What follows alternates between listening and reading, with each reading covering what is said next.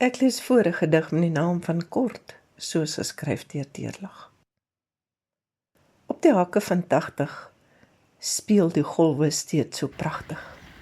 Elke beweging so eindeloos, bring sy eie toonhoogte.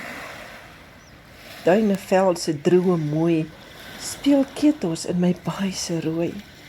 Elke stertslag en donderslag wat wyd weer klink. Kort op my duin se bestaan, lê die skulpe in roes en vergaan. Seedierlyke wat dik laag vorm, wat my gedagtes laat stik. Waarheen waai jy, ewige wind? Wat lê anderkant vir hierdie kind? Soveel geogiere van dooie diere, wat sy hart laat bokspring. Gelees deur Margaret.